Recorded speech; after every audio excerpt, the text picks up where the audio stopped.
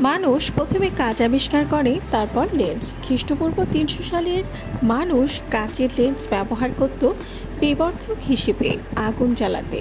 মধ্য গগনের সূর্য রশ্মিকে পূর্ণ অভ্যন্তরীণ প্রতিফলনের মাধ্যমে তারা আগুন জ্বালাতো শুকনো পাতায়।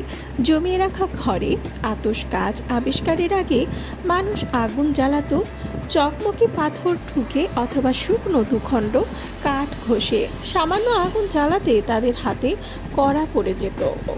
1280 সালে ইতালির ফ্লোরেন্সে প্রথম চোখের চশমা আবিষ্কার করেন অ্যালেসান্ড্রো ডেল্লা স্পিনা এবং স্যালভিনো ডেলগি আরমাটি। আলোর রিফ্লেকশন নিয়ে গবেষণা করছিলেন, এতে তার চোখে কিছুটা সমস্যা হয়। তিনি এক পর্যায়ে আবিষ্কার করেন দুই খণ্ড কনভেক্স লেন্স বা উত্তল লেন্সের ভেতর দিয়ে তাকালে বেশ ভালোভাবে দেখা যায়। উত্তল লেন্স বস্তুর আকার বিবর্ধিত করে দেখতে সাহায্য করে। তিনি ক্ষীণ দৃষ্টির চিকিৎসায় উত্তল লেন্স ব্যবহার করতে পরামর্শ দিতে শুরু করলেন। 1400 সালের দিকে ক্ষীণ দৃষ্টির চিকিৎসায় উত্তল লেন্স পুরোদমে ব্যবহার হতে লাগলো। পোপ দশম লিও চশমা পরিধান করতেন।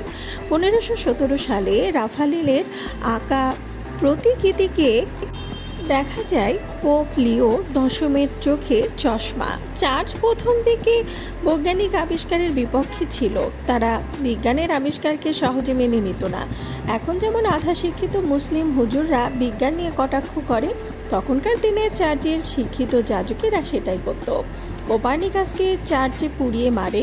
বৃদ্ধ গ্যালিলিকে তারা নতজানু হয়ে চার্চের কাছে ক্ষমা প্রার্থনা করতে বাধ্য করে, কারণ তারাই প্রথম বলেছিলেন সূর্য নয় পৃথিবী ঘোরে।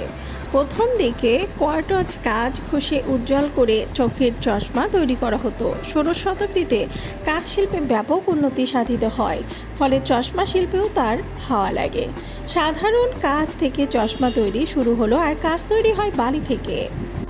বাংলাদেশের বালিতে প্রচুর পরিমাণে আয়রন থাকায় ভালো মানের কাঁচ উৎপাদন সম্ভব নয়। আয়রনের কারণে উৎপাদিত কাঁচ নীলচে রং ধারণ করে।